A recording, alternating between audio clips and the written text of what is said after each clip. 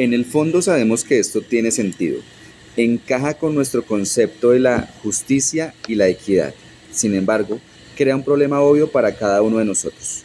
Si Dios me juzgase de forma justa, ¿dónde estaría yo? No puedo deshacerme de la culpa que me encadena a mi pasado, para ser justo y para que yo conserve mi trascendencia como ser moral. Dios no puede dejarla pasar. Hay un coste, un castigo que pagar, y yo no puedo hacerlo. Las buenas nuevas cristianas dicen que Dios, en Cristo, ha pagado el castigo de la cruz. Como consecuencia, Dios puede perdonar justamente y aceptar a todos los que se arrepienten y confían en Cristo para la salvación.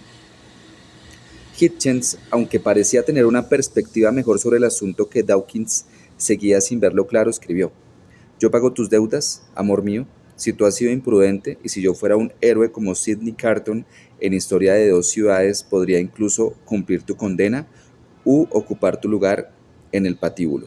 Ningún hombre tiene un amor tan grande, pero no puede absolverte de tus responsabilidades. Sería inmoral por mi parte ofrecerlo e inmoral por mi parte aceptarlo. Y se nos hace esa misma oferta desde otra época y otro mundo, a través de intermediarios y acompañada de incentivos, pierde toda su grandeza y se degrada en fantasías ilusorias, o peor aún, en una combinación de chantaje y soborno. Como deja claro después, lo último que Hitchens menciona es una referencia a la comercialización reprensible de la religión que se ha desarrollado de la falsa idea y sirve para propagarla, de que debemos obtener la aceptación de Dios por méritos, ceremonias o contribuciones económicas de diversos tipos. Es importante destacar que, mucho antes de Christopher Hitchens, el propio Cristo protestó con fuerza ante esa explotación que provocó que mucha gente se quedara con una imagen equivocada de Dios. Porque esa explotación, se llame como se llame, no es cristianismo verdadero. El verdadero cristianismo no conoce intermediarios que se autoengrandecen ni incentivos del tipo que Hitchens menciona. No hay chantaje ni soborno.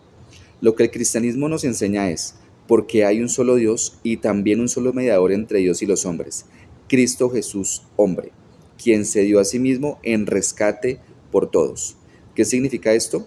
Podemos empezar con lo que Hitchens parecía aceptar. Aunque lo expresa con cierto tono burlón, si una persona tiene dificultades económicas, todos entendemos lo que significa que otro venga y pague su deuda. De hecho, muchos de nosotros hemos sido alguna vez ese otro. Todos sabemos cómo el pecado, por ejemplo, robar, codiciar, etcétera, puede hacer que contraigamos ese tipo de deuda. También entendemos el pago de un castigo, una multa o un rescate para liberar a un secuestrado. Ese tipo de deuda comprende un pago a alguien. Existen otros tipos de pago, por supuesto, que no implican deuda.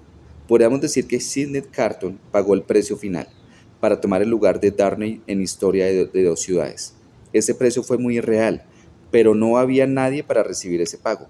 Hitchens, como el resto de nosotros, puede entender y respetar un noble sacrificio de este tipo.